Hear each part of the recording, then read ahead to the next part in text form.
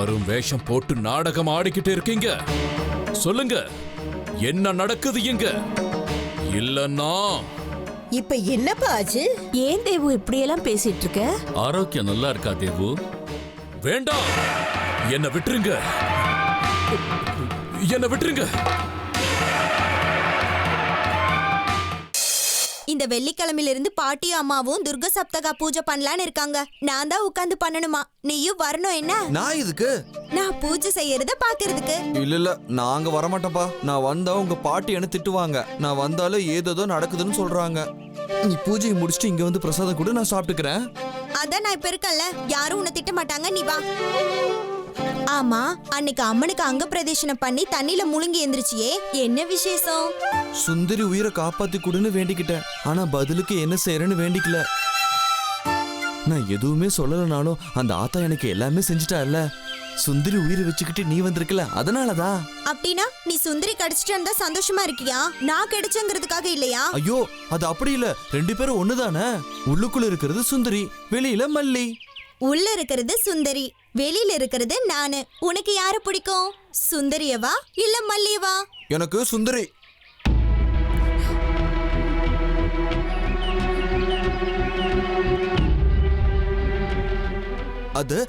அது வந்து உன்னையும் பிடிக்கும். அதாவது சுந்தரியும் பிடிக்கும், உன்னையும் பிடிக்கும்.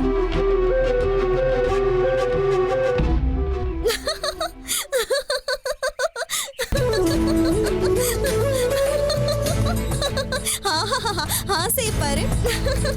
இப்ப எதுக்காக சிரிக்கிற? ஐயோ, நான் ஒரு பெரிய தப்பு பண்ணிட்டேனே. என்ன செஞ்ச? என்ன தப்பு? நீ சாப்பிட்டுட்டு இருக்கிற பிரசாதம் உன்னோடது இல்ல, என்னோடது. நான் இங்க வரதுக்கு முன்னாடி அங்கேயே எச்ச பண்ணிட்டேன். ஒரு பையனும் பொண்ணும் ஒருத்தர் எச்சில ஒருத்தர் சாப்பிட்டா எங்க ஊர்ல என்ன சொல்லுவாங்க தெரியுமா? ஒன்னும் சொல்ல மாட்டாங்க. எச்சில் சாப்பிடுறது தப்பு. அதனால எச்சில் பண்ண உடனே வாயை கழுவுனா சரியாயிடும். கிடையாது. நீ என்ன சொல்ற? புருஷன் பொண்டாட்டின்னு சொல்லுவாங்க.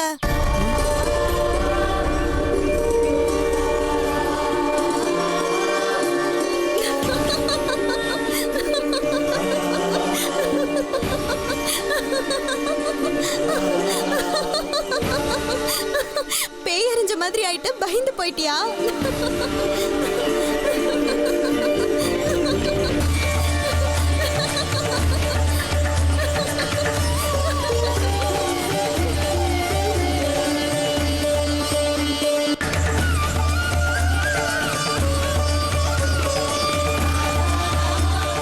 புருஷன் பொண்டாட்டின்னு சொல்லுவாங்க.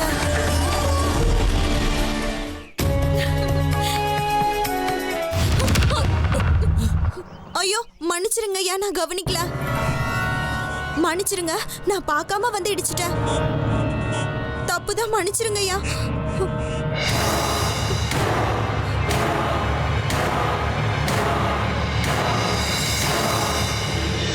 கேஷ்வாய केशवाय स्वाहा நாராயண ஸ்வாகா नारायण स्वाहा மாதவாய ஸ்வாகா माधवाय स्वाहा கோவிந்தாய நமஹ गोविंदाय नमः கிருஷ்ணவே நமஹ कृष्णवे नमः விக்ரமாய विक्रमाय நமஹ नमः வாமனாய நமஹ वामनाय नमः ஸ்ரீதராய நமஹ श्रीधराय नमः ஸ்ரீ சக்கராய श्री நமஹ चक्राय ஸ்ரீ नमः பத்மநாபாய नमः। என்னாச்சும்மா? ஏன் ஓடி வர்ற? யாரோ துரத்திக்கிட்ட வர்ற மாதிரி ஓடி வர்றியம்மா. என்னாச்சு உனக்கு? வித்யாசங்கரா, போய் தண்ணி கொண்டு வாப்பா. தண்ணி எல்லாம் வேண்டாம் தாத்தா. என்னாச்சு தெரியுமா? சொன்னா தானேம்மா தெரியும். கோவில்ல வேலையெல்லாம் முடிச்சிட்டு பிரசாதம் சாப்பிட்டுட்டு வந்தனா, வரும்போது என்னாச்சு தெரியுமா? என்னாச்சுன்னு சொல்லுமா. பங்காரிக்கும் பிரசாதம் கொடுத்துட்டு அவங்கிட்ட பேசிட்டு அப்படியே ஓடி வந்தனா, எதிர ஜக்கி ஐயா வந்தாரு. நான் அவரை கவனிக்கவே இல்ல, தெரியாதனமா இடிச்சிட்டேன்.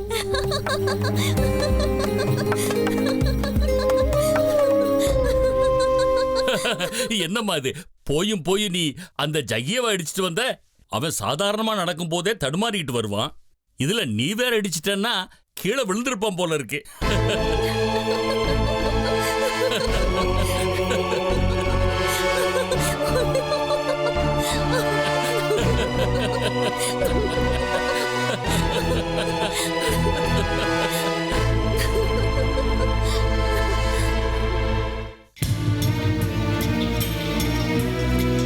என்ன பஞ்சாச்சாரி, குட்டி போட்ட பூனையாட்டம் இங்கேயும் அங்கேயும் சுத்திக்கிட்டே இருக்கியே, என்ன விஷயம்? இதெல்லாம் சொன்னா உங்களுக்கு புரியாது. என் பிரச்சனை எனக்கு தான் தெரியும். என்னால முடிஞ்சா உன் பிரச்சனையை தீர்த்து வைக்கலான்னு தான்ப்பா நான் கேட்கறேன். சொல்ல விருப்பம் இல்லைன்னா விட்டுரு. ஓ, என்ன ஜக்கி, சவாரி எங்கிருந்து வருது? மனசு இல்லைன்னா நாட்டாமை நினைப்போ எல்லா பிரச்சனையும் உங்ககிட்ட சொல்றதுக்கு. எதுக்கு உனக்கு ஊர் வம்பு? இல்லையா ஜக்கி, நீ இப்படி பண்ணலாமா? நான் என்ன பண்ண? இல்லப்பா, இப்பெல்லாம் நீ நம்ம பஞ்சாச்சரிய தீர்த்த சேவைக்கு கூப்பிடுறதையே விட்டுட்டியாமே.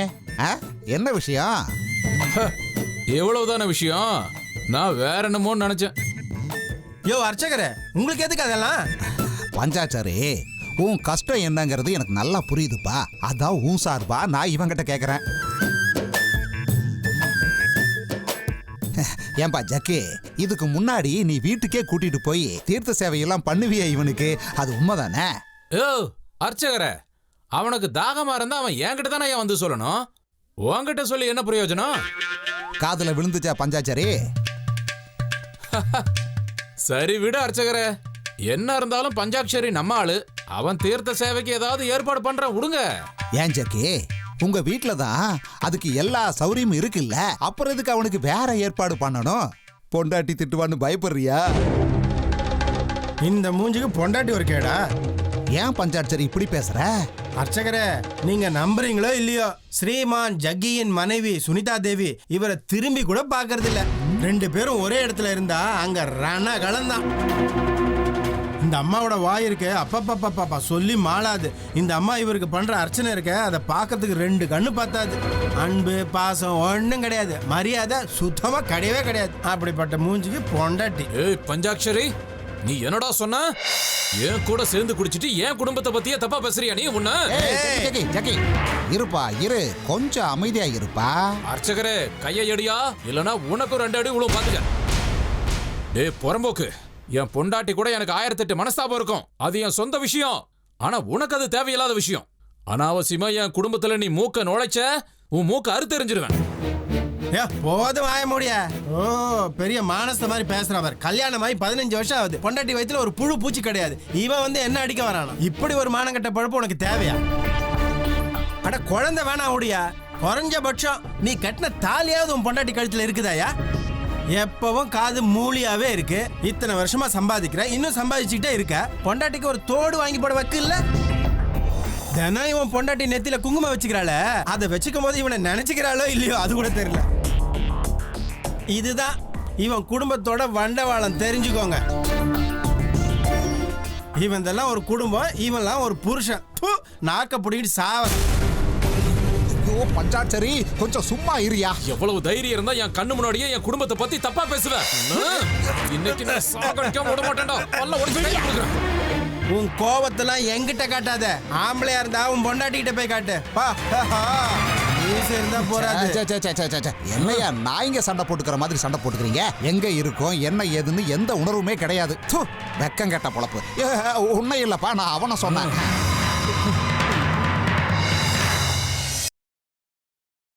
வித்யா, வித்யா, வரும்போது காய்கறி வாங்கிட்டு வாடா. மறக்காம அவரைக்காய் வாங்கிட்டு வா. மல்லிக்கு அவரைக்காய் குழம்புனா ரொம்ப பிடிக்குமா, பண்ணி தரேன். உனக்கு சாப்பிட ஏதாவது கொடுக்கட்டுமா? வேணாம்மா. காஃபி? வேண்டாம். ஏண்டா, மத்தியானம் கூட நீ ஒன்னும் சரியா சாப்பிடலையே. இப்பெல்லாம் நீ ஏன் மந்தமா இருக்க?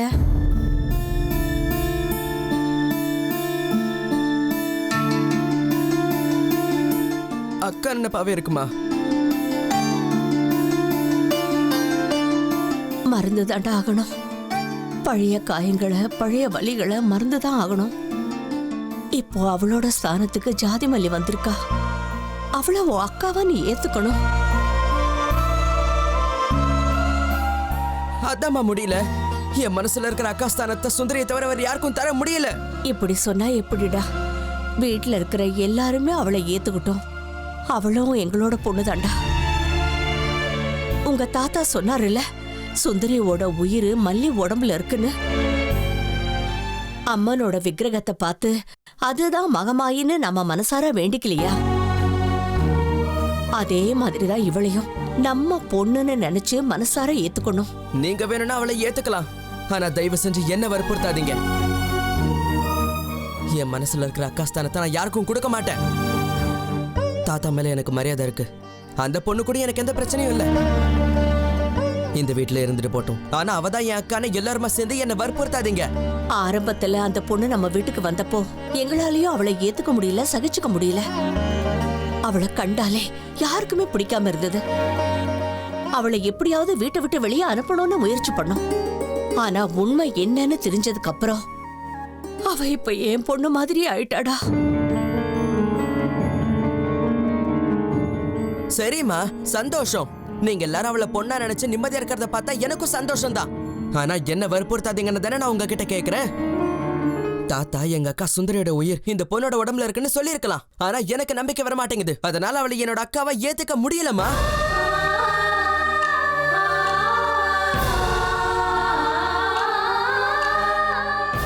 சரி வித்யா, ஓ இஷ்டம். காலம்தான் எல்லாத்தையும் சரி பண்ணணும். என்ன பண்ண முடியும்?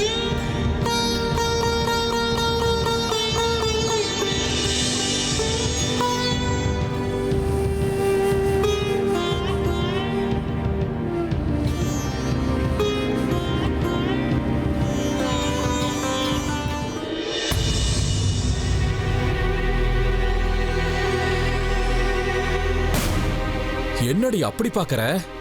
பெரிய புத்திசாலியா நீ? ஒரு தடவை சொன்னா புரியாத உனக்கு? எனக்கு எல்லாம் புரியுது. உங்க அறிவுதான் மழுங்கி போயிருக்கு. வாக்குவாதம் பண்ணாத. இங்க நான் சொல்றதான் கடைசி முடிவு. திரும்பவும் சொல்றேன், கேட்டுக்கோ. 10,000 முறை சொல்லிட்டு இருக்க முடியாது. இனி இந்த ஜென்மத்துல நீ உங்க அக்கா லலிதா வீட்டுக்கு போக கூடாது. அவ்வளவுதான். நிஜமாவே உங்க மூளை குழம்பி கிளம்பி போயிடுச்சா? இப்ப பேசுறது, சண்டை போடுறது, வாக்குவாதம் பண்றது எல்லாமே வீணு. இந்த நிமிஷத்துல நான் எடுத்த முடிவு தான் கடைசி முடிவு. இந்த குடும்பத்துக்கு தலைவனா நான் சொல்றத நீ கேட்டுதான் ஆகணும். அவ்வளவுதான். நீங்க என்ன சொல்லி நான் அதை கேட்கறது? திடுதிப்புன்னு வந்து நீங்க இருக்க கூடாது, நீ உன் அக்கா வீட்டுக்கே போயிடுன்னு நீங்க என்ன கொண்டு போய் அங்க விட்டுட்டீங்க. அப்புறம் மனசு மாறினதுக்கு அப்புறம் அங்கேயே இருக்க இங்க வான என்ன கூட்டிட்டு வருவீங்க. இன்னொரு தடவை நம்ம 2 பேரும் அங்கேயே இருக்கலாம்னு சொல்றீங்க. இப்படி நிமிஷத்துக்கு ஒரு பேச்சு பேசுறவங்கள மூளை கெட்டவங்கன்னு சொல்லுவாங்க, தெரியும்ல? ஓஹோஹோ, உங்க அக்கா வீட்டுல எல்லாரும் உருப்படியா இருக்காங்க பாரு. அந்த வீட்டுல இருக்கிறவங்க எல்லாம் வெக்கம் கெட்டவங்க, மரியாதை தெரியாதவங்க. அவங்க எப்படிப்பட்டவங்கன்னு நீங்க சொல்லிக்க வேண்டிய அவசியம் எனக்கு இல்ல. அவங்க அந்த அளவுக்கு என்ன பண்ணாங்க? உங்க மரியாதை கெடுற அளவுக்கு என்ன பண்ணிட்டாங்க? அடிக்கடி அந்த வீட்டுக்கு போகலனாலும் முறைப்படி அந்த வீட்டுக்கு நான் சகல. எனக்கு அங்க எப்படி மரியாதை கொடுக்கணும்? அந்த வீட்டுக்கு நான் போனா எப்படி சேவை செய்யணும், எப்படி மரியாதை கொடுக்கணும்? உன்னத்தையும் காணோம். எப்படி குப்பை பாக்குற மாதிரி பாக்குறாங்க. அப்படிப்பட்ட வீட்டுல யாருக்கும் மரியாதையே தெரியல. அப்படிப்பட்டவங்க உறவு நமக்கு வேணுமா? போதும், வாய் மூடுறீங்களா? தேஞ்சு போன ரெக்கார்டு மாதிரி பேசின விஷயத்தை நீங்க திரும்ப திரும்ப பேசிக்கிட்டு இருக்காதீங்க. மரியாதைங்கிறத நம்ம கஷ்டப்பட்டு சம்பாதிக்கணும். இப்படி கேட்டு அதிகாரம் பண்ணிலாம் வாங்கிட முடியாது. அதெல்லாம் உங்க புத்திக்கு எங்க புரிய போகுது? இப்ப என்னடி சொல்ல வர நீ? எல்லாத்தையும் வெளிப்படையா சொன்னதும் புரியும் போல இருக்கு. ஞாபகம் இருக்கட்டும், ஏன் மரியாதை போச்சுன்னா உனக்கும் போன மாதிரி தான். நீங்க ஊர்ல இருக்கிற குடும்பத்தை எல்லாம் கெடுக்கிறதுக்கு அடுத்த திட்டத்தை போட்டுட்டு வாங்க. நான் உங்களுக்காக காத்துக்கிட்டு இருக்கேன். எனக்கு ஒரு வேலை இல்ல நினைச்சுக்கிட்டு இருக்கீங்களா? நீங்க செய்யற காரியத்தெல்லாம் பார்க்கும்போது நான் என் பொறுமையை இழந்துகிட்டு இருக்கேன். உங்களை பார்க்கவே எனக்கு அருவருப்பா இருக்கு. பேருக்கு உங்களுக்கு பொண்டாட்டி இருக்கிற எனக்கு உங்க மேல மரியாதை வரல. மத்தவங்கள எப்படி மரியாதை கொடுப்பாங்க? இல்ல எதுக்கு கொடுக்கணுங்கிறேன். உங்க அக்கா குடும்பத்துல இருக்கிறவங்க என்ன அவமானப்படுத்தி இருக்காங்க. அதனாலதான் என் மூளையெல்லாம் குழம்பி போகுது. என்ன புரிஞ்சுக்கோ. ஏன் மூளை இருந்தா தானே குழம்பி போறதுக்கு? அது சரி, இப்படி பொடி வச்சு பேசுறத விட்டுட்டு லலிதாக்கா குடும்பத்து மேல எதுக்காக பழிய போடுறீங்க சொல்லுங்க. வந்திருக்கிற பொண்ண பூஜையில உட்கார வச்சு வர்ற வெள்ளிக்கிழமை துர்கா சத்தா பூஜை ஆரம்பிக்க போறாங்களாமே உங்க அக்கா. ஆமா, அதுக்கு என்ன இப்போ? அத பத்தி எனக்கு ஒரு வார்த்தை சொன்னாங்களா? இத செய்ய போறோம்னு ஒரு தகவலாவது சொன்னாங்களா? என்னடி மூஞ்ச அப்படி திருப்பிக்கிற? அந்த ஆளு பஞ்சாட்சரிக்கு சொல்லி இருக்காங்க. நான் சொந்தக்காரன், சொந்த சகல. எனக்கு ஒரு வார்த்தை சொல்லணும்னு தெரியாத அவங்களுக்கு? ஊர்ல இருக்கிற நாய் நரி எல்லாத்துக்கும் சொல்லிட்டு வந்திருக்கான். எனக்கு மட்டும் ஒரு வார்த்தை சொல்லணும்னு தோணல. இத வச்சே பார்க்கும்போது தெரியல என்ன அவங்க எவ்வளவு அலட்சியமா பாக்குறாங்கன்னு. உங்களுக்கு இப்ப விஷயம் தெரிஞ்சு போச்சு இல்ல? யார் மூலமா தெரிஞ்சா என்ன? இப்படி நினைச்சுக்கிட்டு தான் என் வாழ்க்கையவே நீ பாழாக்கிட்ட. தினம் அவங்க வீட்டுக்கு போய் வேலைக்காரி மாதிரி வீட்டை பெருக்கி தொடச்சி துணி துவைச்சு போட்டு வா.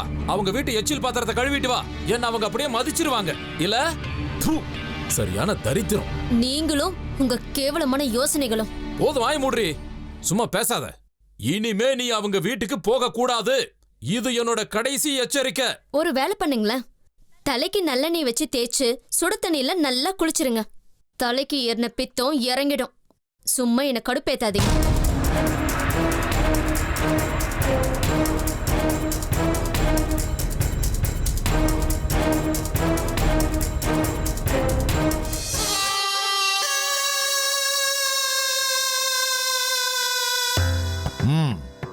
அப்புறம் எல்லா பக்கமும் அவதான், எங்க பார்த்தாலும் அவதான். எங்க பார்த்தாலும் உன்னோட மகமாயி தான் என் கண்ணுக்கு தெரிஞ்சா. ஏய், நீ சொன்னேன்றதுக்காக நான் அவளை விட்டுட்டேன், ஆனா நீ விட மாட்டேங்கிற. மகா தாயாம் மகா மாயாம். அலட்சியப்படுத்தாத, நான் பொய் சொல்ல மாட்டேன். கண்ணால பார்த்த உண்மைய சொல்ற. இது கண்கட்டு விளையாட்டு. போதும், சும்மா இருக்கியா நீ? எனக்கு தெரியும், சும்மா மந்திரம் தந்திரம் பண்ற சாதாரண மந்திரவாதி நீ. விபூதியை போட்டு பிரம்மாண்டம்னு சொல்லுவேன். எங்க போச்சு? ஏதோ மகாசக்தி அடைய போறேன்னு சொன்னியா, அதெல்லாம் எங்க போச்சு? அதை அடையிறதுக்கு பலி பூஜை வேணும். அஷ்ட லட்சணங்களும் உள்ள பொண்ணுன்றதுனால உங்க அக்கா பொண்ணும் பலியாயிடுச்சு. இப்ப என்னன்னா அங்கே போனேன் இங்கே போனேன்ற மாயை கண்கட்டு வித்தைன்னு 1008 கட்டுக்கதையை விட்டுக்கிட்டு இருக்க. நீ சுடுகாட்டுல மாய மந்திரம் பண்ற சாதாரண மந்திரவாதி. ராத்திரி தூக்கத்துல பயப்படுற குழந்தைகளுக்கு தாயத்து கட்டி விடத்தான் உன்னுடைய மந்திர தந்திரம்லாம் லாயக்கு. என்கிட்ட வந்து கட்டுக்கதைகளை அவுத்து விடுறியா? வாய மூடு. உன் அம்மனோட ஆட்டத்தை கட்டுப்படுத்த உன்கிட்ட சக்தி இருக்கா? அடுத்தவங்களை விமர்சனம் பண்றது சுலபம், ஆனா செஞ்சு முடிக்கிறது கஷ்டம். நீ உண்மையா இருந்திருந்தா உன்ன மாதிரி ஆளுங்களுக்கெல்லாம் இது கஷ்டமே இல்ல. நீ சொன்னதையெல்லாம் நான் பார்த்தது இல்ல, பார்க்கவும் முடிய மாட்டேங்குது. அதனாலதான் கட்டுக்கதைகளை எல்லாம் அவுத்து விட்டுக்கிட்டு இருக்க. அப்படின்னா உன் முன்னாடி ஒரு சவாலை வைக்கிறேன். உன்னோட தாயை நீயே எதிர்த்து நில்லு. உன் தாயோடைய ஆட்டத்தை நீயே கட்டி போடு. லலிதாக்கா வீட்டுக்கு போயிட்டு வர்றியா? நமக்கு தடங்களா இருக்கிற அந்த சக்தி என்னன்னு நீ கண்டுபிடிச்சுக்கிட்டு வா. உனக்கு கிடைச்ச அந்த மகாசக்தி எனக்கு கிடைச்சிருந்தா ஒரு நிமிஷத்துல எல்லாரையும் தீர்த்து கட்டிட்டு வந்திருப்பேன். அங்க போனாலும் நம்மளோட எதிரி யாருன்றதை எப்படி கண்டுபிடிக்க முடியும்?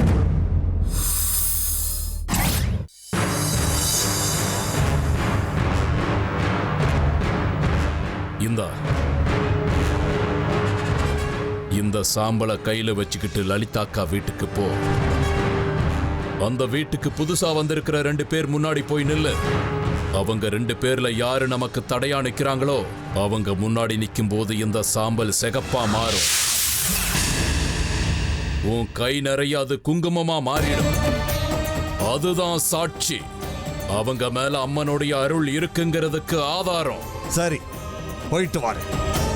சங்கர சாஸ்திரிகள் எனக்கு ஒன்னும் அறிமுகம் இல்லாதவர்கள்.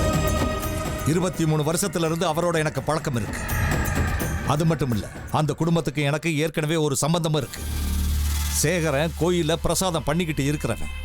எனக்கு அவன் வீட்டுல குருவோட ஸ்தானம் இருக்கு. நான் போயிட்டு வரேன், கண்டுபிடிச்சிட்டு வரேன். நம்ம பாதையில குறுக்கிடுற துஷ்டர்களை எல்லாம் நான் அழிச்சு காட்டுறேன். மண்ணோட மண்ணாக்கி காட்டுறேன், சாம்பலாக்கி காட்டுறேன்.